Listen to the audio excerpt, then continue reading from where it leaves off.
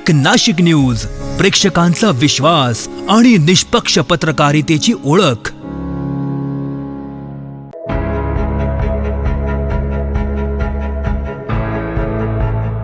स्वातंत्र्यवीर विनायक दामोदर सावरकर यांनी भारताच्या स्वातंत्र्य लढ्याला नवी दिशा दिली, असं प्रतिपादन प्रसिद्ध अभिनेते आणि अभ्यासक योगेश सोमण यांनी केलंय।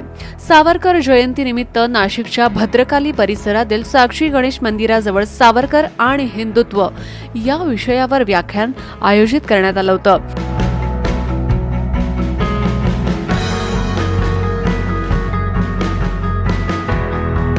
यावेळी योगेश सोमण यांनी सावरकरांच्या क्रांतिकारी विचारांचा आणि स्वातंत्र्य लढ्यातील योगदानाचा आढावा घेतला।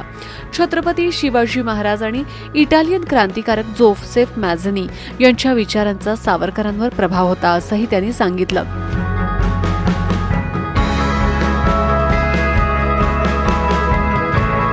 जुन्या नाशिकमधील विविध सामाजिक आणि सांस्कृतिक मंडळांचा यावेळी सत्कार करण्यात आला। कार्यक्रमाचं प्रास्ताविक नगरसेविका मयुरी पवार यांनी केलं।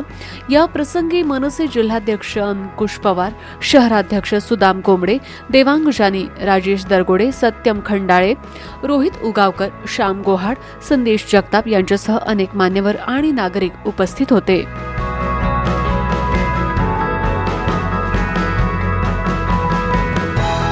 व मान्यवरांचे तसेच उपस्थित असलेल्या सर्वांचेच मी मनापासून स्वागत करते। साक्षी गणेश मंडळ आणि तेजोमय हिंदुत्व यांच्यातर्फे सावरकर जयंती निमित्त आपण दरवर्षी हा कार्यक्रम घेत असतो। या कार्यक्रमाच्या नावातच तेजोमय हिंदुत्व आलेलं आहे। तर आपल्या हिंदुत्वाची तेज हे सर्व बाजूने पसरावे, बाल अवस्थेतल्या मुलांपासून ते वयोवृद्धांपर्यंत तेजोमय हिंदुत्वाची ही जी संकल्पना आज काळानुसार मागे पडत चालली आहे, त्याला एक उजाळा देण्यात यावा याच्यासाठी आम्ही प्रयत्न करत असतो। तर त्याच्यासाठीच हा कार्यक्रम आहे आणि सावरकरांचे विचार ते आपल्यापर्यंत पोहोचावे, आपल्या बालकांपर्यंत पोहोचावे याच्यासाठी आम्ही प्रयत्न करत असतो। तोच आपण कार्यक्रम 4 वर्षापासून घेतोय। मागच्या वर्षी शरद पोंक्षेंचं आपण व्याख्यान ऐकलं होतं, त्याच्या आधी काळीचरण महाराजजी होते, त्यांचं आपण ऐकलं होतं। तर ह्या वर्षी आपल्याला योगेशजी सोमण हे अत्यंत म्हणजे ते लाभलेले आहेत व्याख्यानाकरता, त्यांचे विचार आपण जाणून घेऊया। धन्यवाद। आणि अभिनव भारताच्या संघटनेची स्थापना केल्यानंतर अभिनव भारताचं असलेलं संपूर्ण महाराष्ट्रभर पसरलेलं त्यांचं कार्य आणि नंतर तदनंतर देशभर पसरलेलं त्यांचं कार्य याविषयी आपण आज ऐकणार आहोत। 28 मे 1883 बहूरला स्वातंत्र्यवीर सावरकरांचा, विनायक दामोदर सावरकरांचा जन्म झाला। तो जन्म झाल्याच्या आसपासची ऐतिहासिक पार्श्वभूमी जाणण्याचा थोडा प्रयत्न केला पाहिजे असं मला वाटतं। त्यावेळची परिस्थिती अशी होती की 1857चं बंड संपलेलं होतं।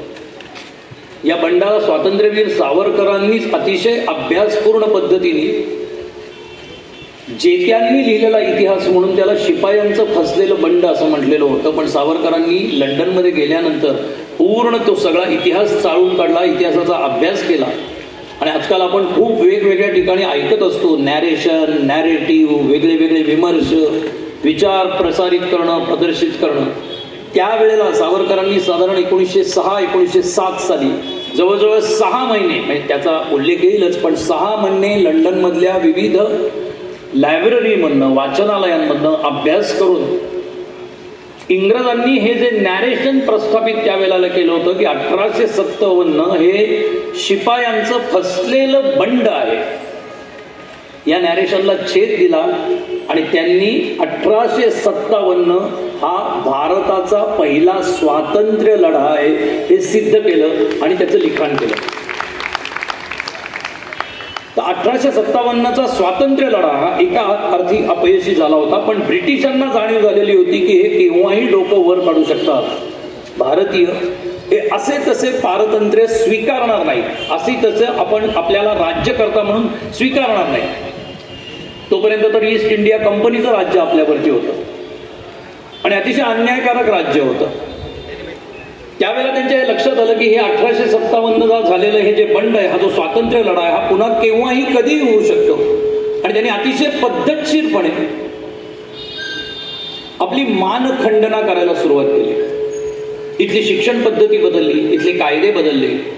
सांगताना असं सांगितलं की आता इथे राणीचं राज्य येणार आहे. ब्रिटिश पार्लमेंटचे कायदे इथे लागू होतील. इंडियन पिनल कोड, ज्याला आता भारतीय दंड संहिता किंवा न्याय संहिता असं म्हटलं जातं, ते त्यांनी लागू केलेलं होतं.